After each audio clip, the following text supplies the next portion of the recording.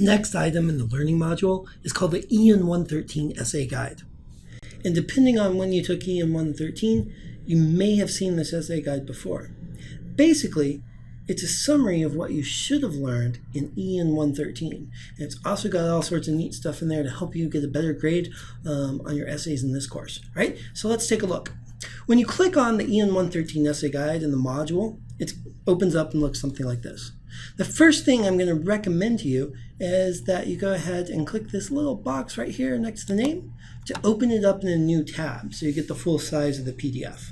I'm also going to go over here real quick and close this window, this pane over here, so the attachments pane. We'll come back to that momentarily. Right? Basically, the EN 113 Essay Guide is a mock-up of an MLA paper. It's got the heading and the way the title should be and the spacing, and each of the paragraphs in here tells you, gives you some content about what to do, about how to structure your introduction, things of that nature. And also you'll notice you've got these little comment things, these little comment boxes, and if you mouse over each of those, each one of them gives you a note that provides additional content about writing. And you want to know all this stuff from EN 113. And if you don't, here's another opportunity to learn it. There will be quizzes over the material in the EN 113 Essay Guide. Not that it's that terribly long. And those will be coming up in the module as well. Also at the end here, it comes complete with the works cited.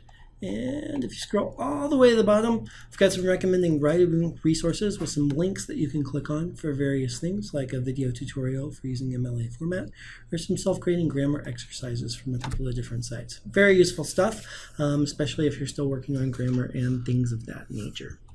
Right. One thing that I do need to mention real quick is if you're having problems with the EN 113 Essay Guide in your browser, like you're not seeing the comment boxes or something like that, I would recommend going ahead and saving a copy. There's a little save icon. The PDF file to your desktop computer, and that should solve any problems that your browser might cause if it's not fully compatible with PDF files. Right. Now that we've read the content, and taken a look at it, and you're studying the content, going back over it a couple of different times, let's reopen this attachment pane.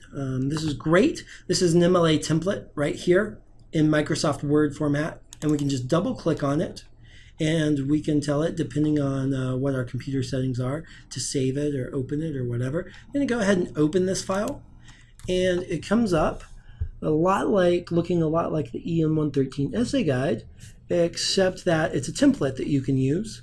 You just replace your first and your last name and your professor's last name, the course you're taking, and the date, your title.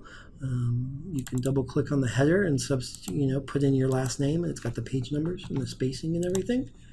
And so if you use this template for your works cited, and it's got the margins right, it's got everything. If you use this template, then your paper should come out in perfect MLA style, and that'll be good for your grade on your papers for this course.